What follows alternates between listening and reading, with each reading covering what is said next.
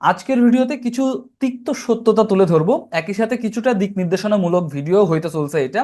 আমি যে টপিকটা নিয়ে কথা বলবো সাধারণত এই ধরনের টপিক নিয়ে বা এই টাইপের বিষয়গুলো নিয়ে কেউ সাধারণত খুব একটা বেশি আলোচনা করে না। আপনারা পাবেন না যে অন্যরা সাধারণত এই টাইপের টপিক নিয়ে কথা বলতেছে।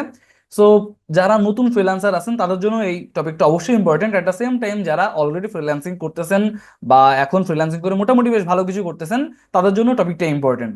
এখন আমি এজেন্সি হিসেবে কাজ করি, সো আমার যেটা হয় যে আমার বিভিন্ন টাইপের এমপ্লয়ি আছে। সো তাদের মাধ্যমে আমি একটা বিজনেসের সকল ধরনের সার্ভিসগুলো প্রোভাইড করতে পারি। বাট যখন শুরু করছিলাম তখন তো ইন্ডিভিজুয়ালি শুরু করছিলাম, এবং স্টার্টিং এ আমি জাস্ট সোশ্যাল মিডিয়া মার্কেটিং বা মেইনলি ডিজিটাল মার্কেটিং এর কতগুলো সার্ভিস দিয়েই কাজ করা শুরু করছিলাম, এবং ধীরে ধীরে আমি ওয়েবে মুভ করি। তো আস্তে আস্তে যখন একটু ডেভেলপ করা শুরু করলাম তখন দেখা যাচ্ছে ওয়েবের এক একটা কাজের জন্য আমি $500 $700 চার্জ করতে, ওকে ফাইন, সমস্যা নাই। ক্লায়েন্ট আসে, ক্লায়েন্টের জন্য কাজ করি, ক্লায়েন্ট আমাকে পে করে, সেটা নিয়ে আমিও হ্যাপি, কোনো সমস্যা নাই, সবকিছু চলতেছে। বাট হঠাৎ করে আমি একটু রিয়েলাইজ করা শুরু করলাম যে ভাই, আমি একটা ক্লায়েন্টের জন্য কাজ করে দিচ্ছি, সে আমাকে $500 $700, কখনো কখনো $1000 বেশি পে করতেছে।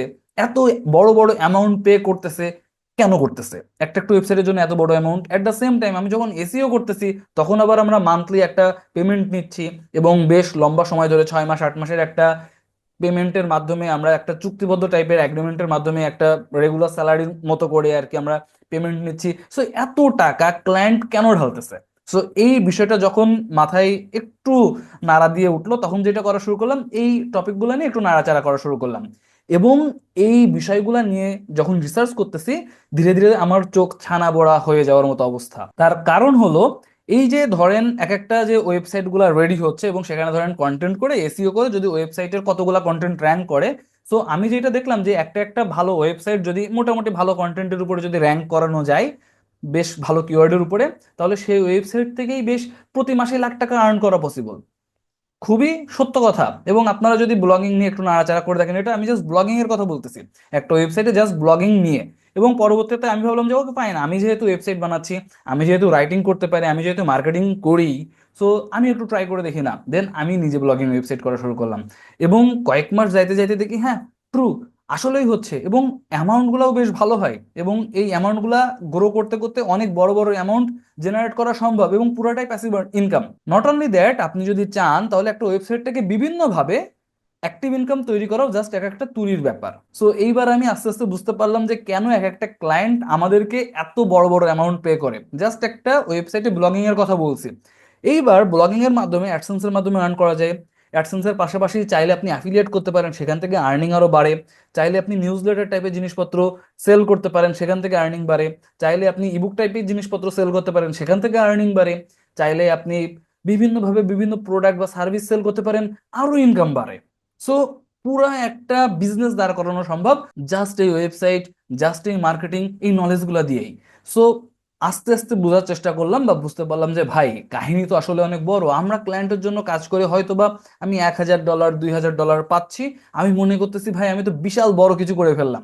বাট ওই ক্লায়েন্ট আমার দেওয়া সার্ভিসটা ইউজ করেই সে জেনারেট করতেছে $15000 $20000, আরো বড় বড় অ্যামাউন্ট। আমি কাজ করতেছি 1 লাখের, সে আর্ন করতেছে 10 লাখ 20 লাখ 50 লাখ। সো এইটা যখন রিয়েলাইজ করা শুরু করলাম তখন দেখলাম যে হ্যাঁ, আসলেই ভাই গেমটা এইভাবে চলে। এবং এইভাবে আস্তে আস্তে বুঝতে পারলাম business should be the ultimate target. কেন? কারণ বিজনেস মানে স্বাধীনতা। বিজনেস মানেই বেশ অনেক বড় বড় অ্যামাউন্ট নিয়ে খেলা করার মতো অবস্থা। বিজনেস মানে অনেক অনেক কর্মসংস্থান তৈরি করা। বিজনেস মানে প্রপার স্বাধীনতা। সো বিজনেস করার মতো ভালো কিছু আর হইতেই পারে না। এবং আপনি কিভাবে করতে পারতেছেন? আপনার বিশাল বড় দোকান নেওয়া, আপনার বিশাল মার্কেটিং টিম ম্যানেজ করা, আপনার কিছুই লাগে না। আপনি জাস্ট একটা ওয়েবসাইট তৈরি করে সেই ওয়েবসাইটে আপনি কন্টেন্ট পাবলিশ করার মাধ্যমে, বিভিন্নভাবে মার্কেটিং করার মাধ্যমে যে কোনো প্রোডাক্ট, যে কোনো সার্ভিস আপনি বিভিন্ন উপায়ে সেল করতে পারেন, এবং সেখান থেকে বেশ বড় বড় অ্যামাউন্টের বিজনেস দাঁড় করাতে পারেন, যেখান থেকে মান্থলি অনেক ভালো ভালো অ্যামাউন্টের প্রফিট জেনারেট করা। যদি আপনি প্রপার স্ট্র্যাটেজি অনুযায়ী আগাইতে পারেন তাহলে এগুলো কোনো ব্যাপার না। এবার বলবেন যে ভাই, আসলে এই বিষয়টা কি করা সম্ভব? হ্যাঁ সম্ভব। আপনার ক্লায়েন্টরাই করতেছে, আপনার ক্লায়েন্টই করতেছে। আপনি আপনার ক্লায়েন্টের জন্য কি করেন? আপনার ক্লায়েন্টের বিজনেস আছে বিধায় আপনি বিজনেসে হেল্প করতেছেন, কেননা ক্লায়েন্ট নিজের বিজনেসের, ক্লায়েন্ট বুঝে বিজনেস, যে ক্লায়েন্ট বুঝতেছে আমি একটা বিজনেস দাঁড় করাবো, কিন্তু সে ওয়েবসাইট বানাইতে পারে না। তাই সে ওয়েব ডেভেলপারকে $1000 দিচ্ছে তার ওয়েবসাইটটা বানানোর জন্য। ক্লায়েন্ট ভাবতেছে আমার বিজনেস করার জন্য মার্কেটিং করতে হবে, যাই একটু এসইও করি, সে এসইও করতে পারে না, তাই সে এসইও এক্সপার্টের কাছে যায়। মান্থলি $500 করে পে করতেছে। সে তার ফেসবুকে অ্যাড রান করতে পারে না, তাই সে একটা মেটা এক্সপার্টের কাছে যাচ্ছে, মেটা এক্সপার্টকে মাসে মাসে একটা ভালো অ্যামাউন্টের টাকা পে করে তার মাধ্যমে তার অ্যাড রান করতেছে। সে ভালো কন্টেন্ট লিখতে পারে না, তাই সে কন্টেন্ট রাইটারের কাছে যাচ্ছে, কন্টেন্ট রাইটারকে দিয়ে কন্টেন্ট লেখাচ্ছে, বিনিময়ে তার বিজনেসকে সে বড় করতেছে।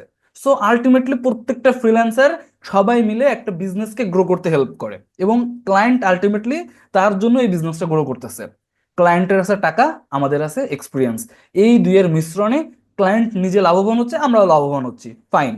এখন আমার কথা হচ্ছে, আপনি নিজেই যদি ওই কাজটা করতে পারেন, আপনি নিজেই যদি ওয়েবসাইট বানাইতে পারেন, আপনি নিজেই যদি মার্কেটিং করতে পারেন, আপনি নিজেই যদি কন্টেন্ট বানাইতে পারেন, লিখতে পারেন, তাহলে ক্লায়েন্টের সাথে সাথে আমরা চাইলে তো নিজেদেরও বিজনেস দাঁড় করাইতে পারি, পারি না? অবশ্যই পারি। সো এর জন্য কি করতে হবে? আপনাকে এক্সপিরিয়েন্সটা গ্যাদার করতে হবে। এইভাবে আপনি ক্লায়েন্টের জন্য কাজ করবেন, ক্লায়েন্টের ওয়েবসাইট বানাতে বানাতেই আপনি নিজের জন্য বেস্ট ওয়েবসাইট বানানোর আইডিয়া পেয়ে যাবেন। ক্লায়েন্টের জন্য মার্কেটিং স্ট্র্যাটেজি বিল্ড করতে করতে আপনি নিজের জন্য বেস্ট মার্কেটিং স্ট্র্যাটেজি বিল্ড করতে পারবেন। ক্লায়েন্টের জন্য বিভিন্ন ধরনের বিভিন্ন সেলস ফানেল তৈরি করার মাধ্যমে আপনি নিজের জন্য সবকিছু তৈরি করতে পারবেন। সো আপনারা যেটা করবেন, শুরুতে আপনার ফ্রিল্যান্সিং করতেছেন, অন্য ক্লায়েন্টের বিজনেস বড় করার জন্য হেল্প করতেছেন, করতে থাকেন। আস্তে আস্তে নিজের একটা বিজনেস শুরু করার মতো যখন আপনার টাকা হবে, প্লাস নিজের বিজনেস শুরু করার মতো আপনার যথেষ্ট এক্সপিরিয়েন্স হয়ে যাবে, এই দুইটা জিনিস, পর্যাপ্ত টাকা পর্যাপ্ত এক্সপিরিয়েন্স যখনই হয়ে যাবে, ফ্রিল্যান্সিং থেকে আস্তে আস্তে কেটে পড়েন এবং নিজের করে নতুন একটা বিজনেস দাঁড় করানোর চেষ্টা করেন, এবং তখন দেখবেন যে আসলেই আপনি একটা যে স্মার্ট ক্যারিয়ার গড়তে চাইছিলেন সেই দিকে আপনি যাইতে পারতেছেন, এবং এটাই হওয়া উচিত প্রত্যেকটা ফ্রিল্যান্সারের আলটিমেট গোল। এখন আপনারা শুরু করতেছেন, আসলে আমরা ফ্রিল্যান্সিং তখনই শুরু করি যখন আমাদের পকেটে টাকা পয়সা থাকে না, সত্য কথা। আপনার পকেটে যদি টাকা পয়সা থাকতো, আপনি হয়তো বিজনেস করতেন, হয়তো বা আপনি চেষ্টা করতেন কোনো একটা চাকরি বাকরি অন্য কোনো কিছু করব, কারণ আমার তো টেনশন নাই, আমার পকেটে টাকা পয়সা আছে। সো আপনি ফ্রিল্যান্সিং বা বেশিরভাগ সময় ফ্রিল্যান্সিং এই কারণেই শুরু করে যাদের অ্যাকচুয়ালি এনাফ টাকা পয়সার ব্যাকআপ নাই, চাচ্ছে তারা টাকা পয়সা দিয়ে মানে একটু টাকা পয়সা আর্ন করতে চাচ্ছে, একটু সাপোর্ট দিতে চাচ্ছে নিজেকে নিজের ফ্যামিলিকে ফ্রম জিরো, তাদের জন্য ফ্রিল্যান্সিং বেটার, এবং তারা ফ্রিল্যান্সিং শুরু করে, এটা সত্য কথা। আপনারা বেশিরভাগ ফ্রিল্যান্সারদের একটু পিছনের দিকে কাহিনী দেখেন, তারা সবাই মেইনলি ফ্রিল্যান্সিং শুরু করছে এই কারণে যে তাদের আসলে অর্থনৈতিক সমস্যা ছিল, অথবা তাদের মনে হয়েছে যে টাকা পয়সা আমার আসলে আর্ন করা উচিত, তারাই ফ্রিল্যান্সিং শুরু করে। বাট আপনার যখন ওই টাকা পয়সাটা হয়ে যাবে, তখন আস্তে আস্তে কি করবেন, ফ্রিল্যান্সিংও তো মেইনলি এক ধরনের চাকরি, আমরা অনেকের জন্য কাজ করতেছি। চাকরি করলে আমরা একটা ক্লায়েন্টের জন্য কাজ করি, একটা কোম্পানির জন্য কাজ করি, যখন ফ্রিল্যান্সিং করি আমরা তখন অনেকগুলো ক্লায়েন্টের জন্য কাজ করি, অনেকগুলো কোম্পানির জন্য কাজ করি। বাট আলটিমেটলি আমাদের এক্সপিরিয়েন্সটা গ্রো করতেছে, আর্নিংটাও মোটামুটি ভালো হচ্ছে। সো সবকিছু মিলে যখন আস্তে আস্তে বুঝতে পারবেন যে হ্যাঁ এখন আমি যথেষ্ট ক্যাপাবেল নিজের মতো করে একটা কিছু করার জন্য, তখনই আপনারা যেটা করবেন, একটা বিজনেস দাঁড় করাবেন। তা না হইলে আসলে সারা জীবন আপনি চাইলে ফ্রিল্যান্সিং করতে পারবেন না, এটা খুবই টাফ। কেন? কারণ হচ্ছে সারা জীবন আপনি কি আসলেই মোটামুটি এত সারাদিন টাইম দিয়ে সারা রাত জেগে থেকে বা এত পরিশ্রম কাঁধে নিয়ে কাজ করতে পারবেন? এটা আসলে যায় না, কাজ করা যায় না। আপনারা 5 বছর 10 বছর তারপরে হাঁপায়ে উঠবেন। সো স্বাভাবিকভাবে তখন মনে হবে যে ভাই একটু রিল্যাক্স চাই। তো তার জন্য এই কাজগুলা বা এই প্ল্যানিং গুলো আগে থেকে করতে হবে। তো আপনারা যদি এই জিনিসপত্রগুলো করতে পারেন, তখন দেখবেন যে না আসলে আপনারা আলটিমেটলি ফ্রিল্যান্সিং মানে আসলে স্বাধীনতা অনেকে বলে বটে, বাট ফ্রিল্যান্সিং একটা অনেক বড় একটা বদ্ধতা, যেটা সাধারণত কেউ বলে না। প্রত্যেকটা ফ্রিল্যান্সার দেখবেন তারা খুবই বিজি থাকে, কেন? কেননা তারা ক্লায়েন্টের একটা মেসেজ যখনই তারা করে, ক্লায়েন্ট যখন মেসেজ করে, ওই মেসেজের রেসপন্স যত দ্রুত করা সম্ভব তারা ট্রাই করে, তার জন্য একটা ক্লায়েন্টের অর্ডারের যে ডেডলাইনটা থাকে তার মধ্যে কাজ কমপ্লিট করার জন্য তাদের একেবারে মানে দিন রাত এক হয়ে যায়। সুতরাং ফ্রিল্যান্সারদের আসলে সবসময় ফ্রি টাইম, বাট অ্যাকচুয়ালি কোনো ফ্রি টাইম নাই। এবং প্রত্যেকটা ফ্রিল্যান্সার দেখবেন সারাদিন ঘরের মধ্যে বসে কাজ করতেছে, তাদের খুব একটা বেশি ফ্রি টাইম পাওয়া যায় না। কিন্তু আপনি যদি বিজনেস শুরু করতে পারেন, তখনই দেখবেন আলটিমেটলি আপনি ফ্রিডম পাচ্ছেন।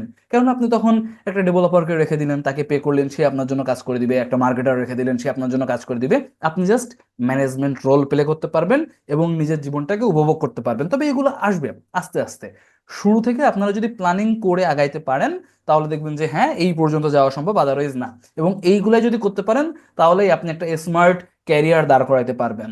স্মার্ট কেন? কারণ আপনি স্মার্টলি ম্যানেজ করতে পারতেছেন, আপনি নিজের ফ্যামিলিকে টাইম দিতে পারতেছেন, নিজেকে টাইম দিতে পারতেছেন, নিজেকে আসলে সেই মুক্ত পাখির মতো মেলে দিতে পারতেছেন। সো সবকিছু পসিবল তখনই যখনই আপনি আসলে সবকিছুকে এই সুন্দরভাবে অর্গানাইজ করে এক জায়গায় করে নিজের মতো করে নিজের একটা প্ল্যাটফর্ম থেকে সবকিছু রান করতে পারবেন, ঠিক আছে? সো আপনাদের আলটিমেট টার্গেট এটা হওয়া উচিত। সেই জায়গা থেকে আপনাদেরকে শেয়ার করলাম। আর এই পুরো বিষয়টা নিয়ে যে আসলেই আপনি ফ্রিল্যান্সিং থেকে আস্তে আস্তে কিভাবে প্যাসিভ আর্নিং এর দিকে যাইতে পারেন, সাইড ইনকাম সোর্সের দিকে যাইতে পারেন, ইনভেস্টমেন্টের দিকে যাইতে পারেন, সেখান থেকে আস্তে আস্তে কিভাবে একটা বিজনেস এম্পায়ার দাঁড় করাতে পারেন, এই পুরো বিষয়টা নিয়ে আমার লেখা একটা ইবুক আছে। আপনারা চাইলে সেটাও কালেক্ট করতে পারেন। আমি ডিসক্রিপশন বক্স এবং পিন কমেন্টে ইবুকের লিঙ্কটা দিয়ে দিব।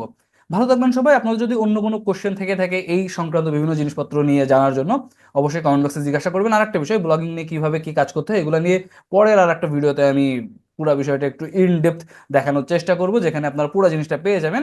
আর একই সাথে এই পুরো বিষয়টা, ব্লগিং বলেন, ইউটিউবিং বলেন, side income source, passive income source, একটা ক্যারিয়ার দাঁড় করানো, একটা বিজনেস দাঁড় করানো, কি কি জিনিস করতে হয়, বিজনেস দাঁড় করানোর জন্য কি করবেন, টিম কি করে বিল্ড করবেন, এজেন্সি কি করে দাঁড় করবেন, এই সকল জিনিস নিয়ে আমার ইবুকে বিস্তারিত লেখা আছে, চাইলে কালেক্ট করতে পারেন।